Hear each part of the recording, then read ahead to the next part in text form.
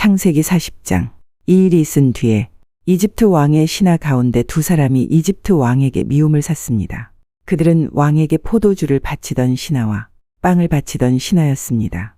파라오는 포도주를 바치던 신하와 빵을 바치던 신하에게 화를 냈습니다. 그래서 파라오는 그들을 경호대 대장의 집안에 있는 감옥에 집어넣었습니다. 그곳은 바로 요셉이 갇혀 있던 감옥이었습니다. 경호대 대장은 요셉에게 두 죄수의 시중을 들게 했습니다. 그들은 얼마 동안 감옥에 갇혀 있었습니다. 어느 날 밤에 이집트 왕에게 포도주를 바치던 신하와 빵을 바치던 신하가 모두 꿈을 꾸었습니다. 그런데 꿈의 내용이 저마다 달랐습니다. 이튿날 아침에 요셉이 그들에게 가보니 그들이 걱정을 하고 있었습니다. 요셉이 파라오의 신하들에게 물었습니다. 오늘따라 왜 이렇게 슬퍼 보입니까? 두 사람이 대답했습니다. 우리 두 사람은 지난 밤에 꿈을 꾸었는데 그 꿈이 무슨 꿈인지 풀어줄 사람이 아무도 없다네. 요셉이 그들에게 말했습니다. 꿈의 뜻을 풀어줄 분은 하나님 이외에는 없습니다. 저에게 그 꿈 이야기를 해주십시오. 그러자 왕에게 포도주를 바치던 사람이 요셉에게 꿈 이야기를 해주었습니다. 꿈에 어떤 포도나무를 보았다네.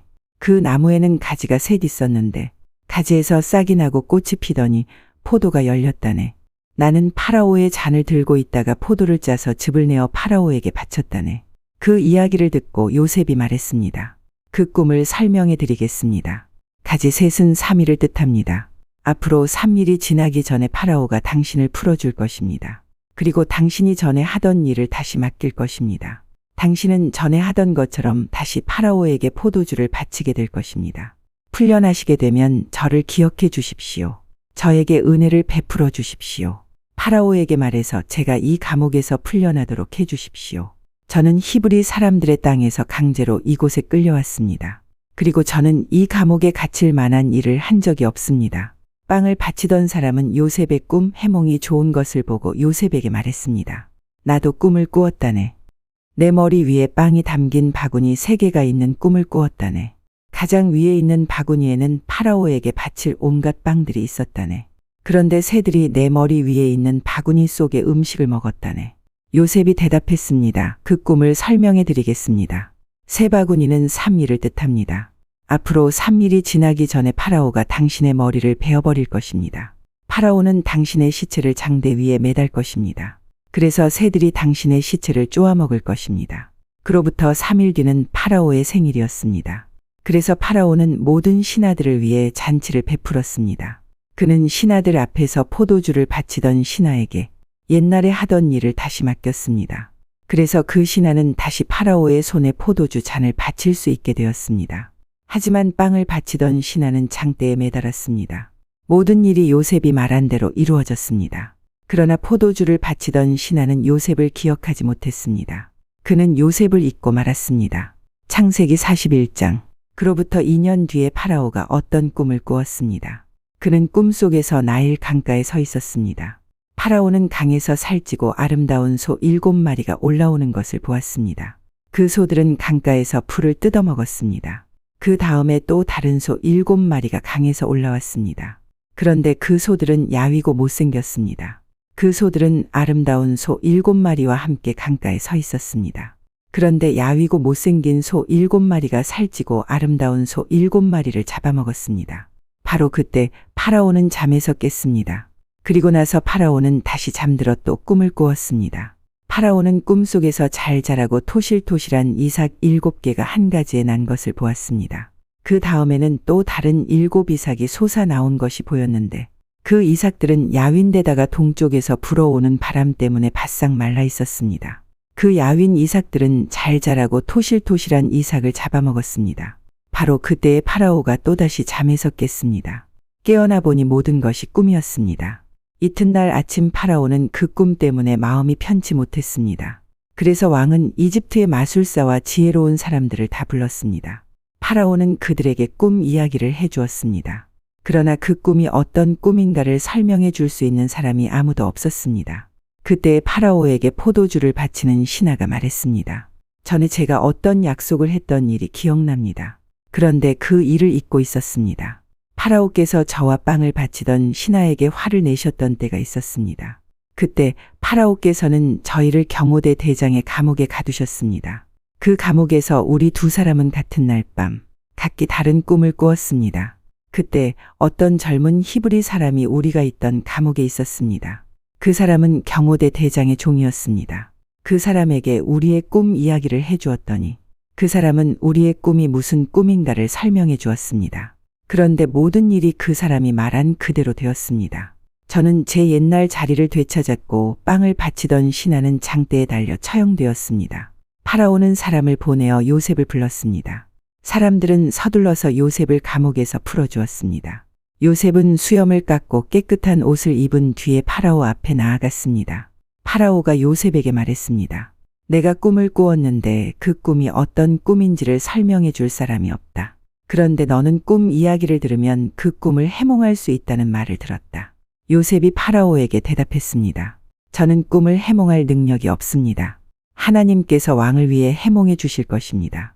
파라오가 요셉에게 말했습니다. 꿈에서 나는 나일 강가에 서 있었는데 거기서 살찌고 아름다운 소 7마리를 보았다.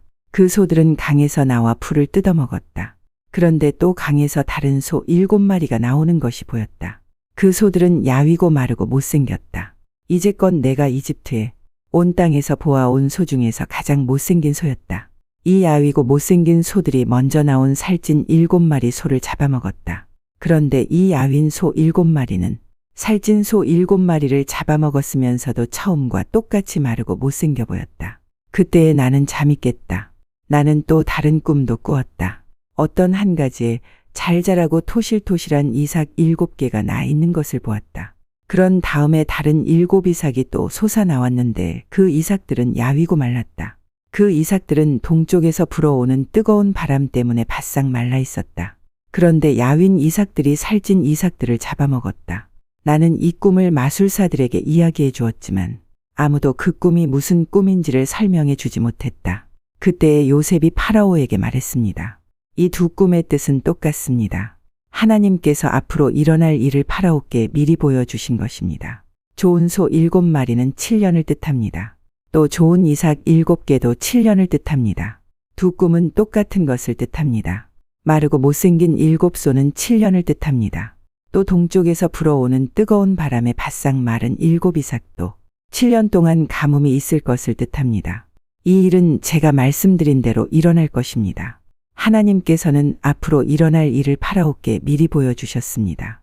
이집트에 온 땅에는 7년 동안 큰 풍년이 들 것입니다. 그러나 그 7년이 지나면 7년 동안 가뭄이 들 것입니다. 모든 이집트 땅에 언제 풍년이 든 적이 있었나 싶을 만큼 큰 가뭄이 들 것입니다. 가뭄이 온 땅을 뒤덮을 것입니다. 심지어 백성들이 풍년이란 것이 무엇인지를 기억할 수 없을 만큼 가뭄이 심해질 것입니다.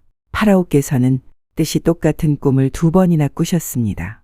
그것은 하나님께서 이 일을 이루시기로 작정하셨기 때문입니다. 더구나 하나님께서는 이 일을 곧 이루실 것입니다.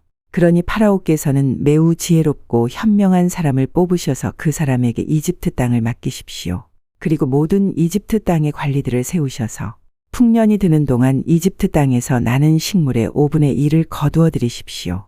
그 관리들은 앞으로 있을 풍년 기간 동안 생산될 모든 식물을 거두어 들여야 합니다. 그들은 왕의 권위에 힘입어 곡물을 성마다 쌓아두고 지켜야 합니다. 나중을 위해 그 식물을 저장해 두어야 합니다. 그 식물은 이집트 땅에 닥쳐올 7년 동안의 가뭄 때 써야 할 것입니다. 그렇게 하면 7년 동안 가뭄이 들어도 이집트 백성은 죽지 않을 것입니다. 요셉의 말은 파라오가 듣기에 매우 훌륭한 의견이었습니다. 파라오의 모든 신하들도 같은 생각이었습니다. 그래서 파라오는 신하들에게 요셉보다 이 일을 더 잘 알 사람이 있겠는가?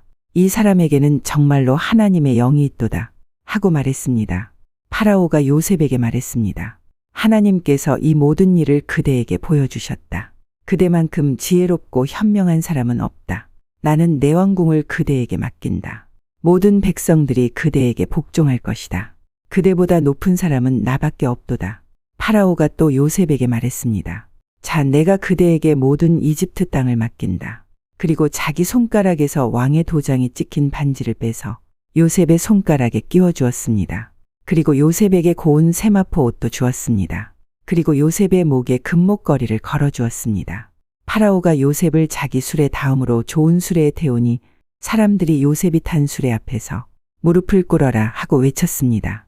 이렇게 하여 파라오는 요셉에게 이집트의 모든 일을 맡겼습니다. 파라오가 요셉에게 말했습니다. 나는 파라오다. 이제는 모든 이집트 땅의 누구라도 그대의 허락 없이는 손과 발이라도 함부로 움직이지 못한다. 그는 요셉에게 사브낫 바네아라는 이름을 주었습니다. 또 요셉에게 아스낫이라는 사람을 아내로 주었습니다. 아스낫은 온의 제사장인 보디베라의 딸이었습니다. 요셉은 이집트의 모든 땅을 다스리게 되었습니다. 요셉이 이집트 왕 파라오를 섬기기 시작한 때의 나이는 30살이었습니다. 요셉은 이집트 왕 파라오 앞에서 물러나 이집트의 모든 땅을 두루 돌아다녔습니다. 풍년이든 7년 동안에는 땅의 작물들이 잘 자라났습니다. 요셉은 풍년이든 7년 동안에 이집트에서 자라난 모든 식물을 거두어 들였습니다. 요셉은 그 식물을 각 성에 쌓아 두었습니다. 요셉은 모든 성마다 그 성 근처의 밭에서 자라난 식물을 쌓아 두었습니다.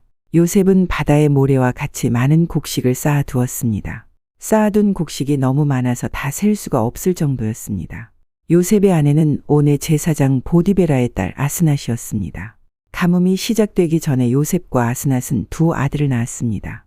요셉은 첫째 아들의 이름을 므낫세라 짓고 하나님께서 나의 모든 고통과 내 아버지의 집 생각을 잊게 해주셨다 라고 말했습니다. 요셉은 둘째 아들의 이름을 에브라임이라 짓고 하나님께서 내가 고통받던 이 땅에서 나에게 자녀를 주셨다 하고 말했습니다. 이집트 땅의 7년 동안의 풍년이 다 끝났습니다. 그리고 나서 요셉이 말한 대로 7년 동안의 가뭄이 시작되었습니다. 모든 땅의 백성들에게 먹을 것이 없었습니다. 하지만 이집트에는 먹을 것이 있었습니다. 모든 이집트 땅의 가뭄이 심해지자 백성들이 파라오에게 먹을 것을 달라고 부르짖었습니다. 그러자 파라오가 모든 이집트 백성에게 요셉에게 가거라, 요셉이 하라는 대로 하여라 하고 말했습니다. 어디를 가도 가뭄이 들지 않은 곳이 없었습니다. 그래서 요셉은 창고를 열어서 이집트 백성들에게 곡식을 팔았습니다. 왜냐하면 이집트 땅에도 가뭄이 심했기 때문입니다. 모든 땅의 백성들이 곡식을 사기 위해 이집트의 요셉에게 왔습니다. 온 세계에 심한 가뭄이 들었기 때문이었습니다. 창세기 42장. 야곱이 이집트에 곡식이 있다는 이야기를 듣고 자기 아들들에게 말했습니다. 왜 가만히 앉아서 서로 얼굴만 쳐다보고 있느냐. 듣자 하니 이집트에는 곡식이 있다고 한다. 이집트로 내려가서 먹을 곡식을 좀 사오너라. 그래야 먹고 살 수 있지 않겠느냐. 그리하여 요셉의 형 10명이 곡식을 사려고 이집트로 내려갔습니다. 하지만 야곱은 요셉의 동생 베냐민은 형들과 함께 보내지 않았습니다. 야곱은 베냐민에게 좋지 않은 일이 일어날까봐 두려워했습니다. 가나안 땅에도 가뭄이 들었기 때문에 이스라엘이라고도 부르는 야곱의 아들들은 곡식을 사기 위해 다른 많은 사람들과 함께 이집트로 내려갔습니다. 그때 요셉은 이집트의 총리였습니다. 요셉은 곡식을 사러 오는 사람들에게 곡식을 팔고 있었습니다. 요셉의 형들도 요셉에게 왔습니다. 요셉의 형들은 땅에 엎드려 요셉에게 절했습니다. 요셉은 그들을 보자마자 그들이 자기의 형들이라는 것을 알았습니다. 그러나 요셉은 모르는 채 하였습니다. 요셉이 쌀쌀한 말투로 물어보았습니다. 너희들은 어디에서 왔느냐? 형들이 대답했습니다. 우리는 가나안 땅에서 먹을 것을 사려고 왔습니다. 요셉은 그들이 자기 형들이라는 것을 알았지만 그들은 요셉을 알아보지 못했습니다. 요셉은 형들이 자기에게 절하는 꿈을 꾼 것이 생각났습니다.